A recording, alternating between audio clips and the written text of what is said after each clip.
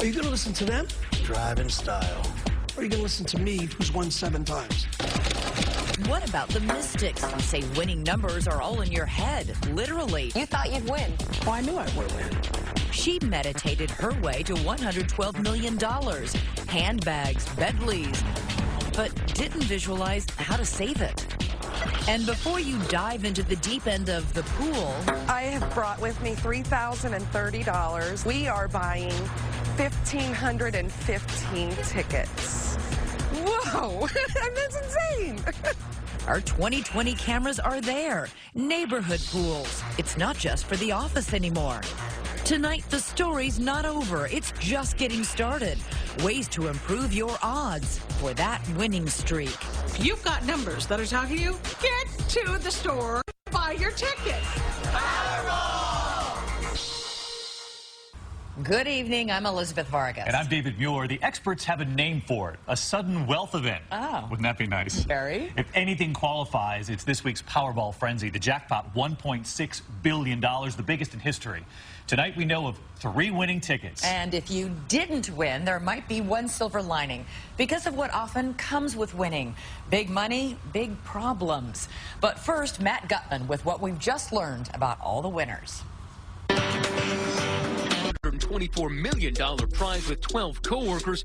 She wrote a book about it, in which she describes the bonus that comes with the Lotto jackpot that no one tells you about. Let's call it the vultures. I had people coming up to my job, sending fax, asking for money. My doorbell ring, and it's people I don't know, so I had gotten to the point where I was not opening up the door.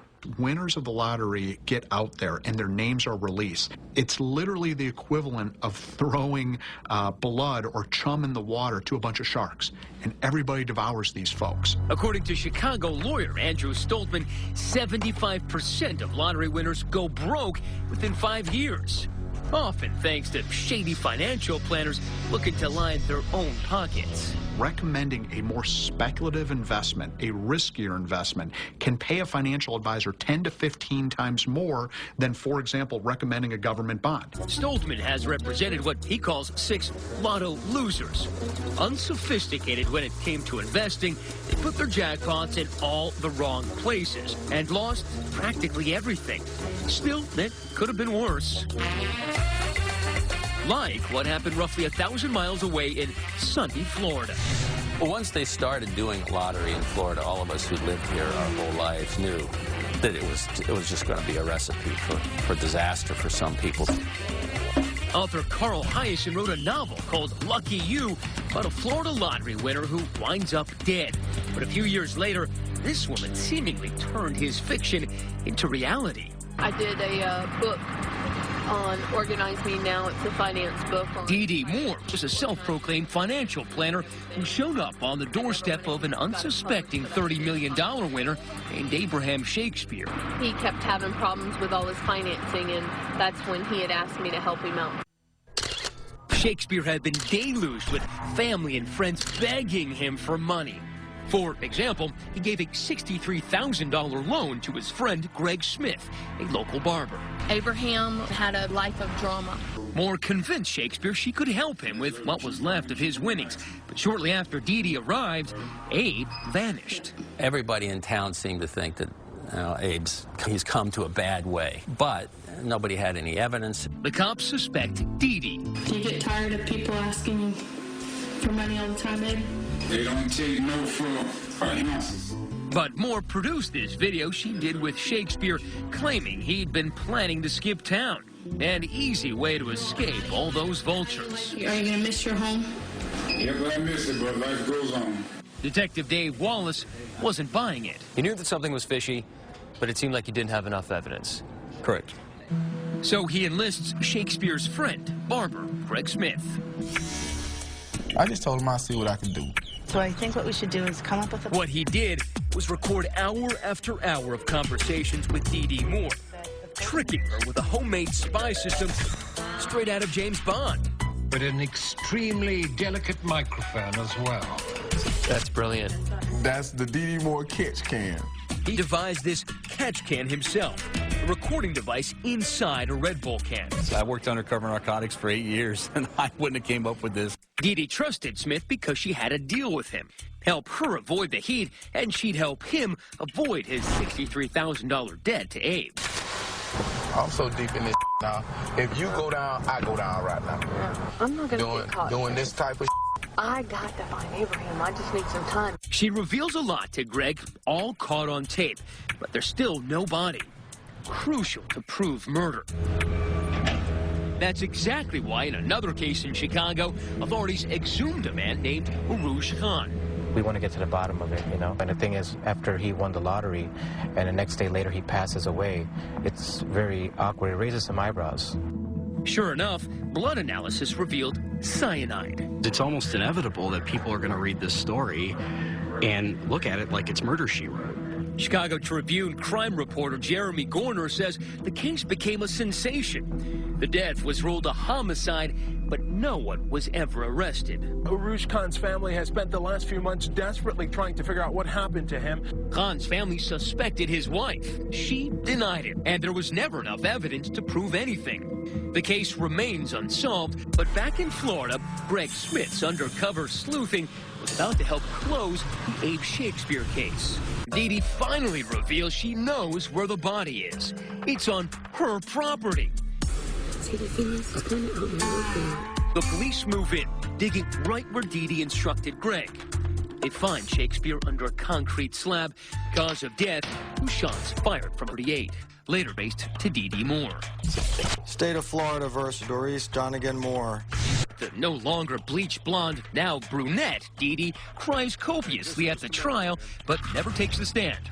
But after hearing all of Greg Smith's undercover tapes, the jury convicts her after only 3 hours of deliberation. The defendant is guilty of first-degree murder. And so, I'm not nervous. I don't get nervous. in an exclusive jailhouse interview, would I hear an apology for her role in this Shakespearean tragedy? Hardly.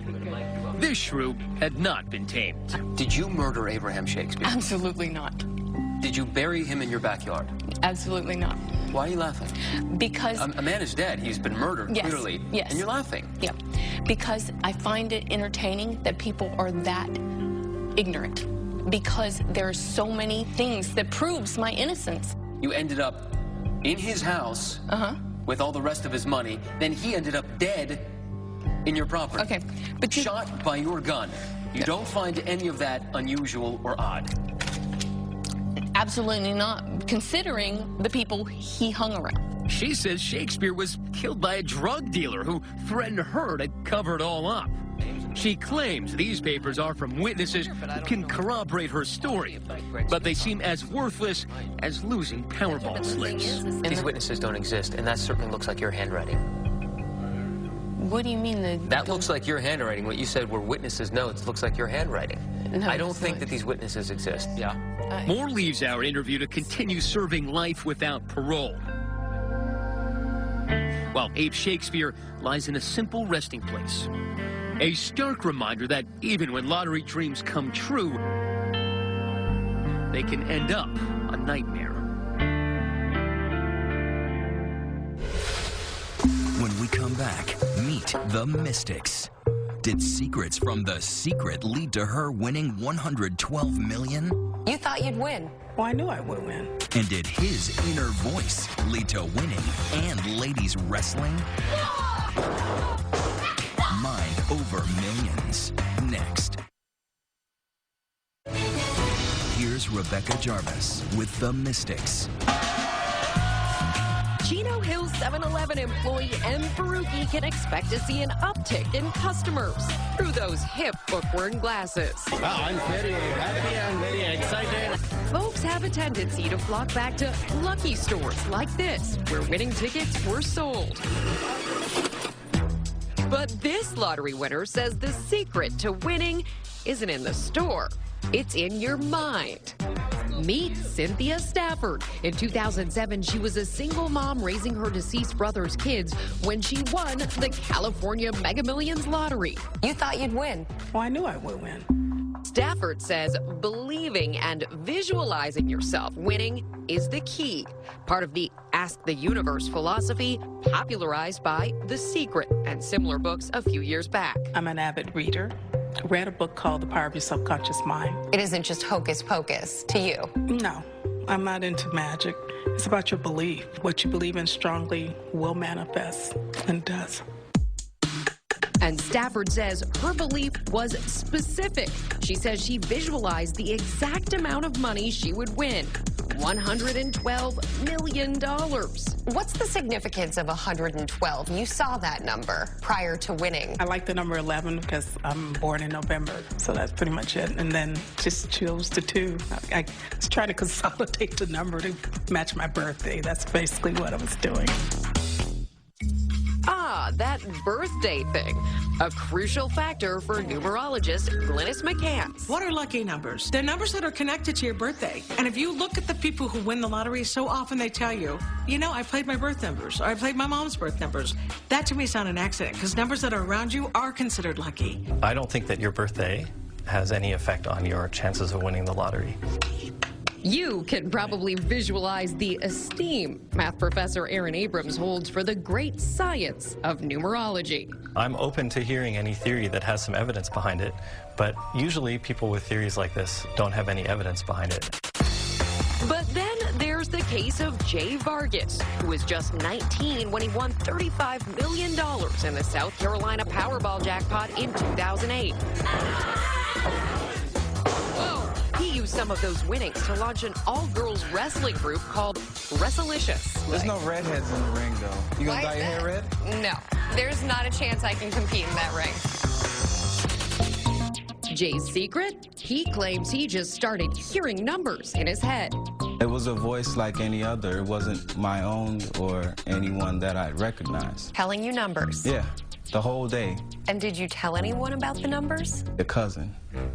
He was like, man, that's probably lottery numbers. So once I played the lottery, once I put the numbers in, the voice stopped. So how long after you bought the ticket did you find out you were a winner?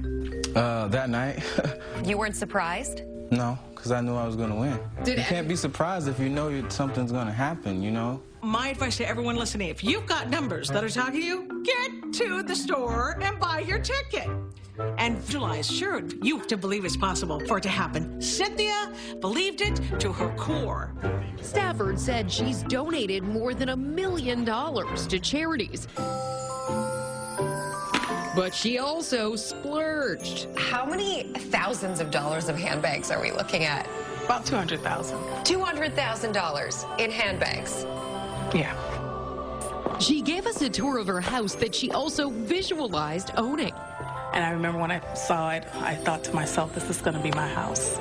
It's decorated in lottery winner chic with pricey art. How much was this painting? Ooh, I don't want to get into the prices of my paintings, but it was not cheap. And interesting conversation pieces like this unusual gold chair. This represents ancient Egypt, and it represents royalty. Royalty? Yes. Outside, her 2 Bentleys costing a mere $400,000. Oh, these are my babies. This is my convertible, and that's more of my family car. And you want to take a ride in it? Let's go for a spin. This car can go 200 miles an hour. Life was good for both Stafford and Vargas. But recently, there have been bumps in the road, a brief marriage, and an expensive divorce for Jay. You see the man right there? He hit $35 million. Wow. Vargas claims he has 50% of his winnings left. What did you do with your money? Invested it. And says he's scheduled to start shooting a Wrestlicious reality show in March. You can't just, splurge all at once. I didn't want to be one of those stories where, you gain the money and this wealth and then lose it all. But if Cynthia Stafford was visualizing long-term financial stability, the universe hasn't delivered. Sadly, on January 6th, Stafford filed for bankruptcy. This week, she told us she made some bad investments and lost money in the stock market. We told Glynis McCants about the latest developments in Cynthia's life. Wow. Wow, wow, wow. Does this ultimately mean, what does this, that they're out, like they're broke? 5, 6, 9. Well, it might raise some questions about any mystical approach to the lottery. But McCants says, don't stop believing. Right there, there's a winner. There's a winner. So even though she won the money, it didn't fix her life, did it? And it's $112 million. And that's a message for everyone playing. If you think the money is going to fix your life, it's not. Now it's a whole new situation you have to deal with. When we come back, I've won 7 lottery game grand prizes. No one in the world has ever done that. the pros teach you the cons of betting your birthday. Why you shouldn't throw away your losing tickets. So what's your method? Next. 2020 continues with Elizabeth Vargas and the pros. It's easy to overlook the small, dusty, rundown town of Bishop, Texas. Population 3,000. But it may be one of the luckiest places on earth. At least for one lottery winner who bought 4 winning tickets in the area. 2 at this now boarded up mini mart. Her total wins, more than $22 million. There are people who have won more money, but there aren't people who have beaten the odds repeatedly like that. The odds, 1 in 18 septillion. That's an 18 with a whopping 24 zeros after it. 18 septillion is about the number of raindrops that have ever fallen in the history of the Earth. And who is the odds-defying winner? A mysterious multi-millionaire named Joan Ginther, with such a low profile that this 47-year-old yearbook photo is all we could find. Nobody even knows what she looks like. It's like she's a unicorn.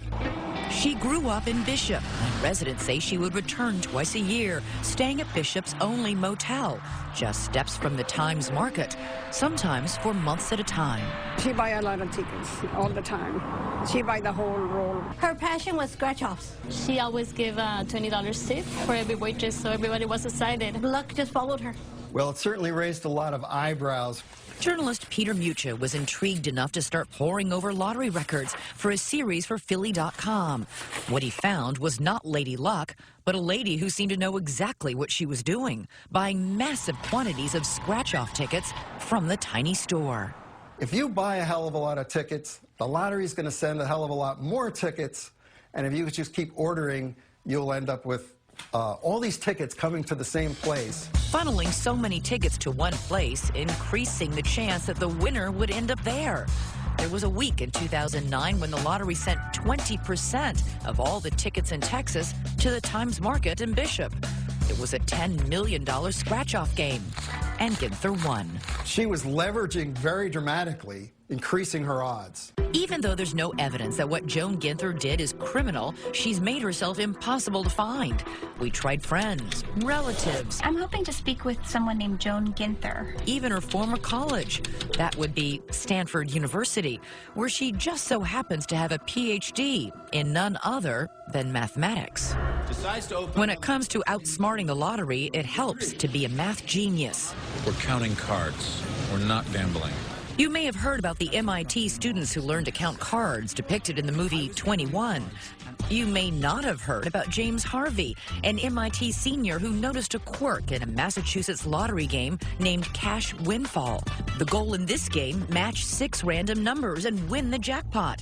And if the jackpot got to $2 million and nobody won, it would roll down or split between anyone who just matched 3, 4, or 5 numbers.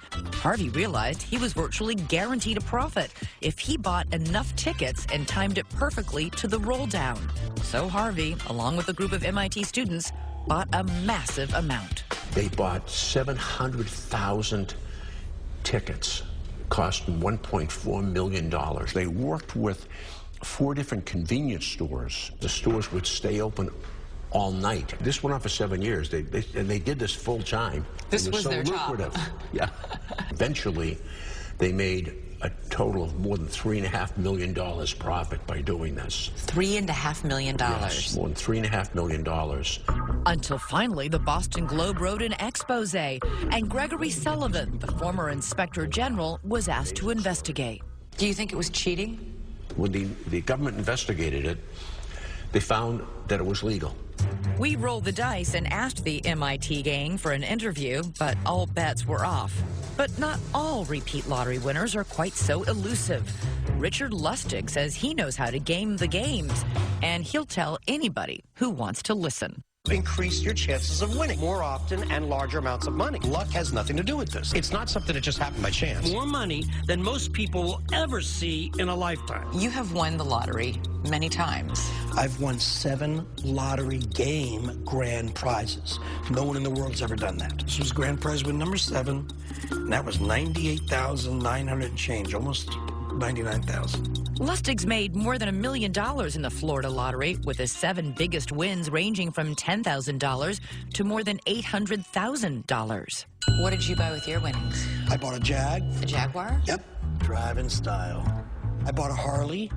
I bought my son his first car. And what is he driving? A Beamer. My wife and I, we've gone on dozens of cruises. Lustig says he relies not on luck, but on a method he touts in a book, aptly titled, Learn How to Increase Your Chances of Winning the Lottery. So what's your method? It's a lot of things that you have to do. One tip, he says, when you pick your numbers, don't just use dates. Most people who pick their own numbers pick birthdays, anniversaries. So all their numbers that they play are going to be between 1 and 31. So what you're doing is you're actually decreasing your chances of winning. Also, if you lose, don't throw out your ticket. Some lotteries have second chance drawings that offer big bucks. And he says don't rely on computers to draw random numbers for you. Don't buy quick picks. Why? You're more likely to win something if you pick your own. But most lottery experts disagree. We asked Aaron Abrams, a math professor at Washington and Lee University. Quick picks produce randomly chosen numbers, and those numbers should be no better or worse than any other numbers. And what about Lustig's advice to avoid using dates? If you want to avoid sharing a jackpot, you're better off probably choosing larger numbers than 31.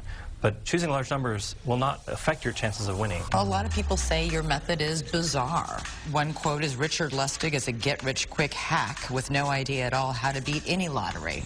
How do you respond to that? If they've never won even one time, are you going to listen to them, or are you going to listen to me, who's won 7 times? Maybe you're just really, really lucky. Oh, come on. People who say that, how can anybody seriously believe that I won 7 times just because I'm lucky? Lustig has played the lottery every single day for more than 20 years, which begs the question. So how much money do you think you've spent on lottery tickets? I have no way of knowing. I never kept track. Are you breaking even? Are you sure you've made money? I'm ahead. How far ahead? I don't know how far ahead, but believe me. Why are you sure you are then? Because I'm not digging into my pocket. Tonight's jackpot is approaching I'm doing something that no one has ever done before. That's billion with a B. Then how come you haven't won the big lottery? I hope you have your tickets. Good luck. It just has not made my turn yet, I guess. Next, what do a hoodie and a hot dog have to do with a scandal at the very top? The person in the video is buying hot dogs, and he's not a hot dog guy. The Scammer, when we come back. Lottery Hangover continues on 2020 with Nick Watt. Just before Christmas 2010, a burly man walks into an Iowa gas station. He buys 2 items, a hot dog, and a lottery ticket. What turns out to be a $16.5 million winning lottery ticket. A Des Moines Quick Trip sold the winning ticket, but a winner hasn't come forward just yet. That winning hot lotto ticket goes unclaimed. Someone has the ticket. The Iowa Lottery wants to give away the money. Almost a year goes by, and in Iowa, you only got a year to claim your winnings. Nothing. No one. Not a peep. And everybody was anxiously anticipating finding out who won. Was it somebody who'd had the ticket stolen from them? Had somebody maybe been killed over it? Maybe it was just a guy who was trying to hide money from his wife that he was divorcing. $16.5 million just waiting in the bank. Then, ladies and gentlemen, we have the winning ticket. A Canadian lawyer claims he's the winner. He has all the right info, except... He claimed that he'd been in Des Moines on a business trip, wearing suit and tie, had gone to the convenience store and had bought some tickets. No hot dog? No hoodie? That rules him out. Well, at least it indicated that he was fibbing. Then a New York lawyer steps forward to claim he represents a foreign corporation based in Belize. Yep, Belize, that apparently owns the winning ticket. But he won't name that man who bought the ticket, so no payout. Them's the rules. Terry Rich sounds deflated. We don't have the person nor all of the background information about this winning ticket. Then, with less than 2 hours left on that countdown clock, both claims are sensationally withdrawn. It's something we haven't experienced in the last, well, since the lottery began 26 years ago. Deflated and now suspicious, Terry Rich launches an investigation. So this was a hot lotto whodunit? Yeah, exactly. There were any number of conspiracy theories. The man under the hood is finally unmasked, identified, and arrested. A mystery puzzling Iowans for 5 years has been solved. Eddie Raymond Tipton, age 51, of Norwalk, Iowa, has been arrested and charged with 2 counts of fraud. Mr. Tipton is the cybersecurity boss at the Multi-State Lottery Association, which controls Hot Lotto and Powerball across the country. Here's Tipton, after his alleged jiggery-pokery, waxing to a CBS affiliate about the failure of computer users to take security precautions. It's an afterthought. Security's always been an add-on, and when something happens, it's too late. Cat's out of the bag. Cyber is key here, since unlike Powerball, there are no balls used in the Hot Lotto drawing. The numbers are randomly spit out by a highly secured computer that Mr. Tipton has access to. He somehow fixes those numbers in the computer, then goes to the gas station in disguise, armed with the numbers, manually picks them, buys that guaranteed winning ticket. Doug Jacobson is a cybersecurity guru. So let's say I wanted to rig the lottery, and I wanted to win on... Don't do it, Doug. Don't do it. I won't. But he could. A so-called rootkit on a simple USB stick could infect the computer's operating system, enabling someone to secretly control seemingly random lottery numbers. How long would it take to do that? You could conceivably play all this out in a minute or two. Get what you want, remove it, not a trace. Yep. Thomas Miller oversaw the investigation for 2 years. It defies all possible odds that he happened to just, in somewhat of a disguise, purchase what turned out to be the winning tickets and just happened to also be the director of the company that generated the winning ticket. So that's enough of a coincidence to constitute evidence as far as I'm concerned. Charges and a trial. The focus is that Tipton in the now infamous video. Tipton's sister takes the stand. I've never seen him wear a hooded jacket. Never has he had a beard. We beg to differ. Here's a mugshot of Eddie with a fulsome goatee. Then it's little brother Tommy Tipton's turn on the stand. The person in the video also is buying hot dogs, and he's not a hot dog guy.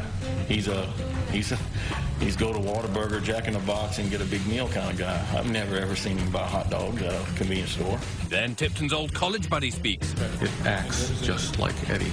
The mannerisms are just like Eddie. So as a disinterested third party, I would say, oh, that's Eddie. Oh dear, not very helpful friends and family, but is that enough? So far, there's really been no smoking gun to show exactly how he did it. At trial, the jurors didn't hear from Eddie, but he heard from them. And we, the jury, find the defendant, Edward Tipton, guilty of fraud as alleged in count 1. Sentenced just this past September to 10 years in prison. That's unlucky. He is appealing. It is frustrating because really cases in court should be tried based on actual evidence from the witness stand and not leaps of logic and that sort of thing. But wait, there's more. Experience has taught us that criminals don't commit just one fraud. There's an earlier Colorado lottery windfall over $500,000 paid out in November 2005 to Eddie Tipton's brother Tommy, currently under investigation, but not charged. And 2 years later, a Wisconsin jackpot paid to Eddie's pal, Robert Rhodes, who is currently under indictment for fraud. A lifelong friend, college roommates, and in checking cell phone records, it was discovered that they were in contact with each other almost every day. You couldn't write a movie script this rich with twists and turns. In fact, investigators say they've already identified a total of 6 suspicious jackpots across the country and expanded their search to 34 states. That when you see one cockroach, it's reasonable to believe that there's 100 more that you don't see. Hi, I'm looking for Robert Rhodes, please. Mr. Rhodes not eager to talk when our affiliate KTRK came calling this week. Thank you. No problem. They might just all be very lucky. It's reasonable to draw the conclusion that it wasn't merely a coincidence. Covering this trial, did it make you play the lottery more or less? Well, I did buy a Powerball ticket twice in the last few weeks. How could you not at that level?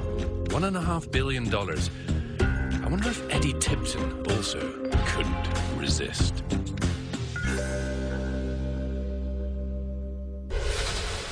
Next, we're taking you into the deep end of the pool. I put it on Facebook, and they started showing up at my door with money. Hey! Whether you're chipping in for the lottery on your block or you gave at the office, how to not get bit by sharks. Joey, pay up, my friend. When Lottery Hangover returns. Deborah Roberts wades into the pool. Some 160 miles south of where one of those winning tickets was sold, it's game day. We're there capturing the scene during this week's jackpot drawing. $1.6 billion. Fort Lauderdale, Florida, where these co-workers stayed out late, confident their numbers would be called. Check this guy out. And why not? They'd won before. Nearly 3 years ago, Lori Finkelstein-Reeder and 11 members of her real estate team each chipped in $20 and started an office Powerball pool. We originally thought we won maybe like 100 or 150,000. And my husband turned around to me and he said, you know what? I think this is $1 million. Do you remember when you got the text or the call? There was 180 texts and there was literally 90 phone calls. So I called her and I was like, what happened? Is everybody okay? She's like, you won. I'm like, stop lying to me. And then they put me on a conference. It was crazy. And there it is. They matched 5 of the 6 Powerball numbers, enough to win a cool $1 million. The last win was about $83,000. After taxes, what, about $60,000 each? I did the realtor thing. I went and bought a house and put impact windows in it. What did you do with the money? Honestly, I blew it. Did you have a good time, at least? Great time. Going to buy our winners. Talk about a lucky dozen. A nice payday for all but one, Jennifer Maldonado, the unlucky 13th worker who chose not to join the pool. We love you, Jen. It was just, hey, you know, we should really cut our coworker in. And I don't think it was a full 60 seconds. Every single person said, let's do it, let's do it, let's do it. Incredibly, Lori and her team graciously offered Jennifer a cut of the winnings, even though she'd only been there less than a month. Well, that was very emotional. Who gives money to new people who you just met, you know? Sadly, happy endings like this seem as rare as a rainbow unicorn when really big money is at stake. Take the case of the California hospital workers dubbed the Lucky 7. A few years ago, the winners were barely pouring champagne, celebrating their $315 million prize when the problems began. With their newfound freedom, one co-worker split the money with a spouse and promptly got divorced. One moved to the Philippines and took up pig farming. None anticipated getting sued for a share of the loot, but it happened. That caught us all off guard. For a while in our office, it was a standing joke, okay, who sued the Lucky 7 today? Because people kept coming out of the woodwork. One jealous coworker tried convincing a judge that he was part of the pool, even though he was off the day they purchased the ticket. The judge didn't buy it. So why do so many of us dive into the deep end of these risky workplace pools? More chances to hit that jackpot. Okay, then we need to get going and go buy our tickets. And increasing her odds is exactly what Billy Carger, an accounts payable clerk of Fort Worth, Texas, thought she'd do. I do have butterflies. They're just right here. Just, $3,000 of tickets.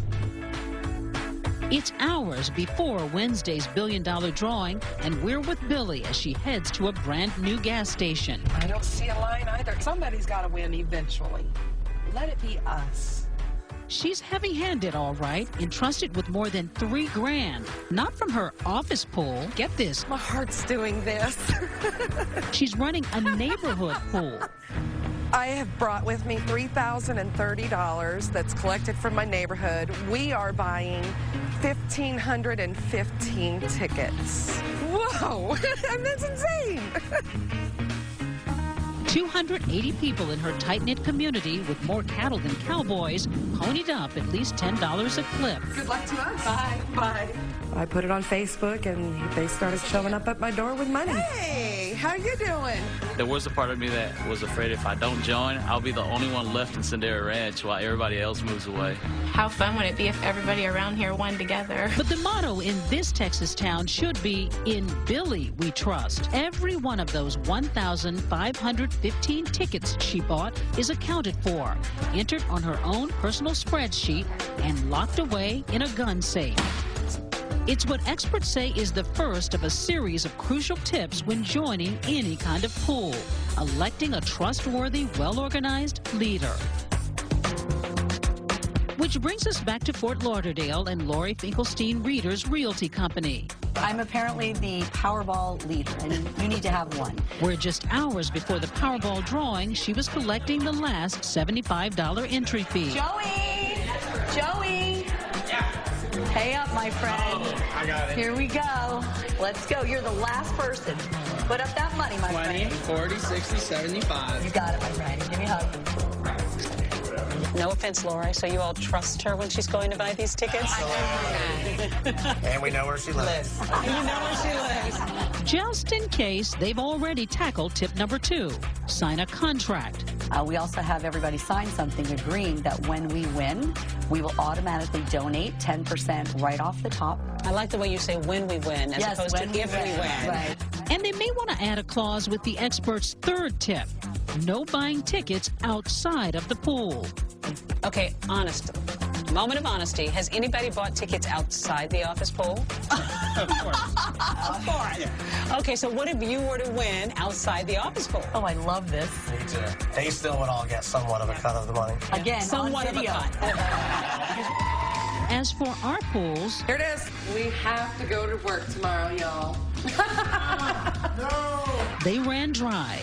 We all have to go to work, but you know what? I enjoyed it. We enjoyed it. And though they weren't so lucky this time around in Florida, these buoyant brokers say they have no Lotto hangover. They vow to be back. It seems like part of the fun is just dreaming. If you don't have big dreams, how do you know if you're going to ever reach them? You need to dream so big that it's untouchable.